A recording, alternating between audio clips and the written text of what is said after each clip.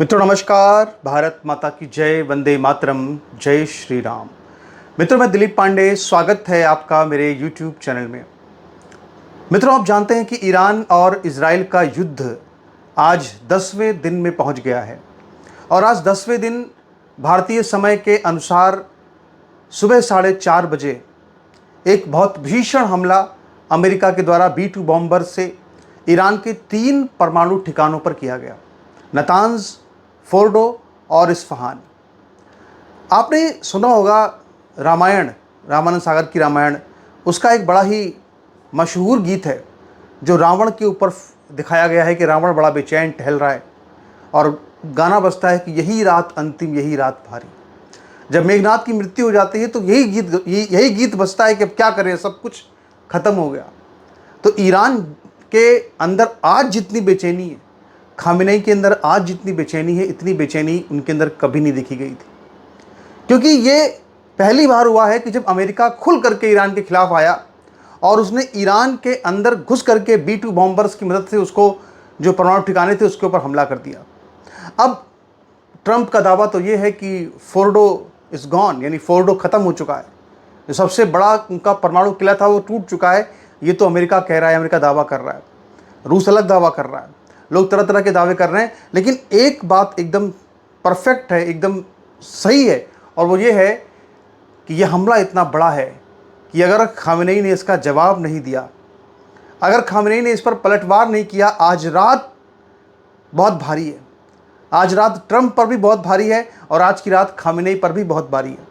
और उसकी वजह यह है कि आज रात ईरान क्या करता है, इस पर निगाहें पूरी दुनिया की लगी रहेंगी। मित्रों मैं आपको एक मैप दिखा रहा हूँ, एक नक्शा दिखा रहा हूँ। ईरान का आप मैप देख रहे हैं और मिडिल ईस्ट के मैप के आप कुछ देशों को देख रहे हैं। आज सबसे बड़ी जो विवशता है, सबसे बड़ी जो मजबूरी है, जो बुरी तरह से खामेनेई फंस गए हैं, वो इसलिए फंस गए हैं क्योंकि ज़्यादातर जो मुस्लिम मुल्क हैं वो आज भी अमेरिका के साथ खड़े हुए। मित्रों अमेरिका के बहुत सारे, यानी कि अमेरिका के लगभग 9 सैन्य ठिकाने मिडिल ईस्ट के 6 देशों में हैं। मिडिल ईस्ट के 6 देशों में 9 सैन्य ठिकानों पर अमेरिका के 40,000 सैनिक तैनात हैं। और इन 40,000 सैनिकों की तबाही की कहानी या तो आज खामेनेई रात में लिख देंगे, या तो आज इन पर हमले होंगे अमेरिका के ऊपर, और या फिर खामेनेई अपने देश से, उनकी जो इतना बड़ा फिगर उनके देश के अंदर है कि वो बहुत टॉल फिगर है, वो टॉल फिगर पूरी तरह ख़त्म हो जाएगा और बगावत हो जाएगी। वो कमज़ोर पड़ जाएंगे अगर हमला नहीं किया गया, अगर बदला नहीं लिया गया तो ये जो बेचैनी आज हम खामेनेई के अंदर देख रहे हैं, ये जो आज एक रस्साकसी चल रही है ईरान के अंदर कि ईरान करे तो करे क्या। आज पूरे दिन जिस तरह का माहौल, जिस तरह का युद्ध चलता रहा, उससे समझ में आ रहा है कि ईरान किस तरह तंतमाया हुआ है। मैं आपको आगे बताऊंगा कि खामेनेई ने अपना सबसे बड़ा दांव चल दिया है आज, और वो जो दांव है वो क्या है, वो ऐसा दांव है कि उसका असर पूरी दुनिया पर पड़ने वाला है। बहुत बड़ी लोकेशन पर अटैक का प्लान कर चुका है ईरान, और उसके बारे में आपको बताएंगे आगे हम। लेकिन सबसे बड़ी बात कि आप ईरान की बेचैनी को देखिए। अमेरिका के हमले के बाद सबसे बड़ा हमला अब तक का जो इजराइल ने किया है, वो एक बार में ही 40 मिसाइलें, एक ही बार में 40 मिसाइलें इजराइल के लगभग 14 ठिकानों पर दाग दी गई।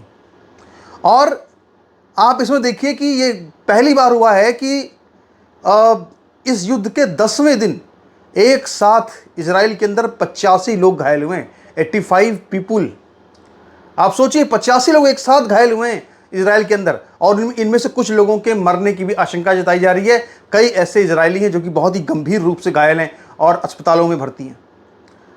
कई बड़ी बड़ी बिल्डिंगों को तबाह किया है ईरान ने। एक साथ 40 बड़े उसने मिसाइल अटैक किए हैं। और सबसे बड़ी बात क्या है कि उसकी जो मिसाइल हैं, यानी उसने जो अपनी जो हाइपरसोनिक मिसाइल मारी थी, सेजल मिसाइल, जो कि एक ऐसी मिसाइल है जो उसने इस तरह से उसकी मतलब कि गमन करती है, उसका पाथ ऐसा है कि वो यूं जाती है, ऐसे नहीं कि वो ऐसे जाती हो ऐसे गिरती हो, ऐसे नहीं गिरती वो ऐसे गिरती है। पहले यहाँ जाती है ऐसे समांतर धरती के, और फिर ऐसे नीचे गिर जाती है। और यही वजह है कि अचानक जब इस तरह से वो मिसाइल आती है तो उसको रडार पकड़ नहीं पाता, उसको आयरन डोम पकड़ नहीं पाता। आप सोचिए अगर कोई चीज़ यूं करके आ रही है वेग से, तो उसको जो है उसको पकड़ने के लिए, उसको ट्रैक करने के लिए तो आयरन डोम प्रशिक्षित है, या आयरन डोम के पास टेक्नोलॉजी है, क्योंकि वो वेलोसिटी, स्पीड सब पता लगा देता है और इसके बाद मार देता है। लेकिन जो सीधे उधर जा रही हो, अचानक मुड़ जाए, तो इसके लिए फिर आयरन डोम के पास कोई विकल्प नहीं है। और यही वजह है कि उसके जो ईरान के हमले हैं वो लगातार सफल हो रहे हैं, और उसकी जो 25% उसकी जो मिसाइलें जो मारी जा रही हैं वो छूट कर सीधे इजराइल में गिर रही हैं, और इजराइल में भी एक गाज़ा जैसी तस्वीरें लगातार सामने आ रही हैं। बहरहाल आज जो खबर सामने आई है वो ये है कि ईरान ने अपनी खैबर शिकन मिसाइल से, जो इजराइल का बहुत बड़ा एयरपोर्ट है बेन गुरियन एयरपोर्ट, वहाँ पर एक के बाद एक ताबड़तोड़ हमले किए। और इन हमलों के अंदर वहाँ पे भारी तबाही की बात कही जा रही है। हालांकि तस्वीरें अभी आ रही हैं और हो सकता है आगे वो तस्वीरें और भी आएँ, लेकिन जो सबसे बड़ी बात यह है कि ईरान तिलमिलाया हुआ है, और इसी तिलमिलाहट में आज उसने एक और बहुत बड़ा ऐलान कर दिया है, बहुत बड़ा फैसला कर दिया है।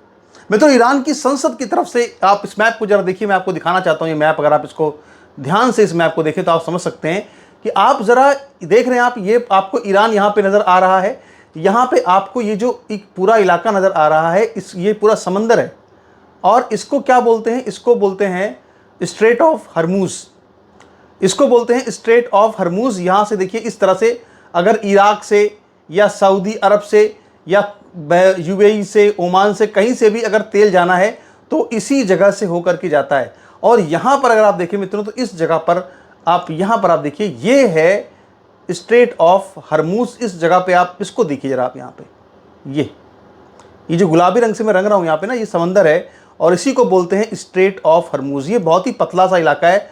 और सबसे बड़ी बात यह है, आप देखिए कि अगर इस जगह पर यहाँ से अगर ईरान अपनी मिसाइलों को छोड़ना शुरू करता है, अगर यहाँ से ईरान अपनी मिसाइलों को तैनात करता है, यहाँ पे निशाना बनाता है, या यहाँ पे अपनी तो यहाँ तो बहुत ज़्यादा एरिया भी नहीं है, आराम से यहाँ पे वो हमले कर सकता है। अगर वो पूरे इस स्थान को चोक कर देता है, अगर इस स्ट्रेट ऑफ हरमूज को चोक कर देता है, तो पूरी दुनिया की अर्थव्यवस्था पैदल हो जाएगी।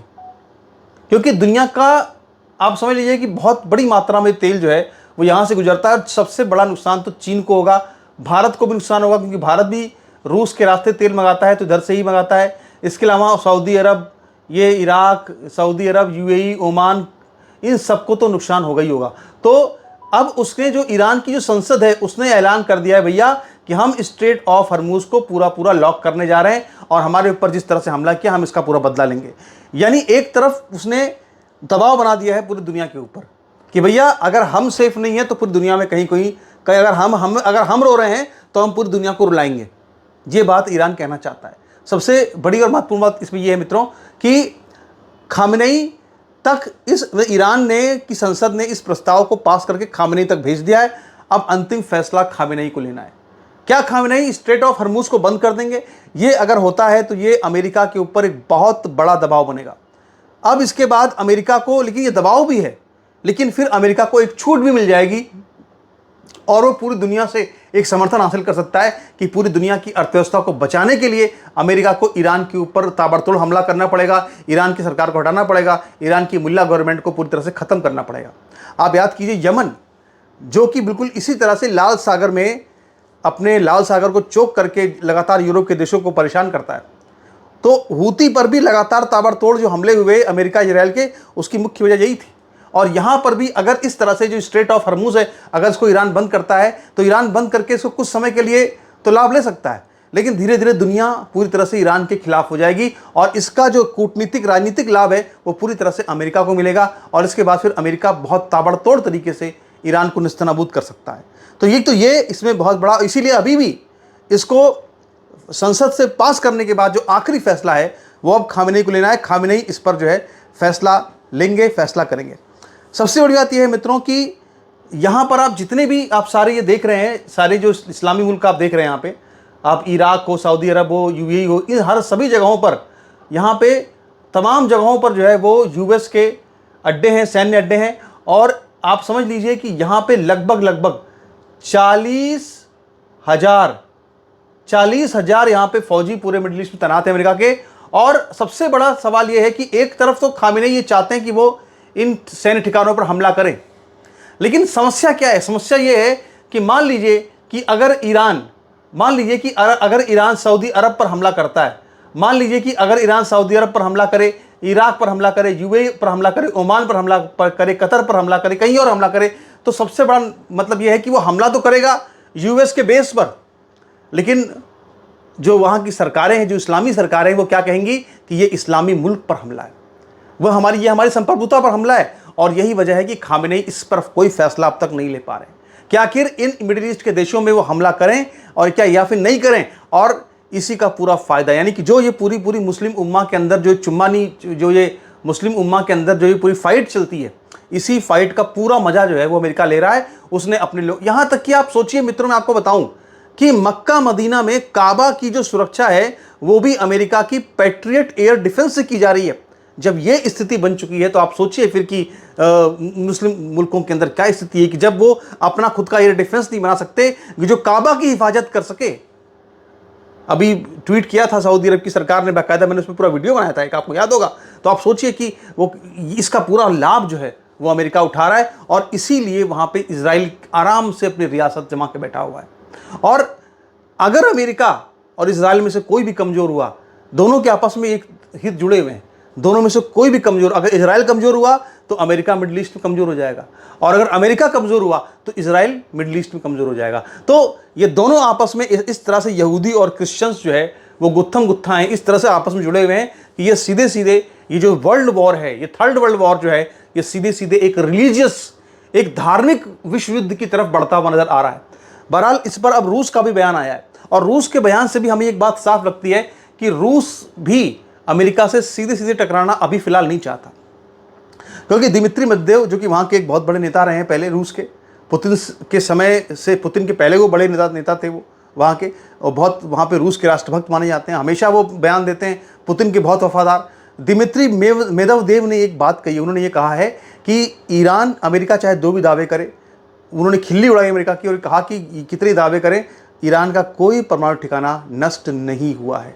और अगर हम यहाँ पे गौर करें तो जितने भी हमने पूरे अमेरिका का पूरा ये कार्रवाई देखी, पूरा यूएस का बयान देखे, एक तरफ तो यूएस ने ये भी कहा कि हमने नष्ट कर दिया है, लेकिन दूसरी तरफ एक बयान ये भी आया है कि अभी पूरी कार्रवाई नहीं हुई है, अभी हमको और कार्रवाई करनी है। तो यानी कि कहीं ना कहीं अभी भी एक बड़ी कार्रवाई की पूरी गुंजाइश यूएस के ऊपर, मतलब यूएस की बनी हुई है ईरान के ऊपर। और ईरान जो है वो एक अभी भी दुविधा में जी रहा है, खामेनेई अभी भी दुविधा में जी रहे हैं, चाहे वो मिडिल ईस्ट के जो मुस्लिम देश है वहाँ पे अमेरिकन बेसिस पर हमला करने का मामला हो, और चाहे वो स्ट्रेट ऑफ हरमूज को बंद करने का मामला हो, अभी भी जो खामेनेई हैं वो दुविधा में नज़र आ रहे हैं, और यही दुविधा जो है उनको खाई जा रही है। इसीलिए मैंने कहा कि ये रात जो है, जो आज की जो रात है, ये खामेनेई के ऊपर बहुत भारी है। नमस्कार।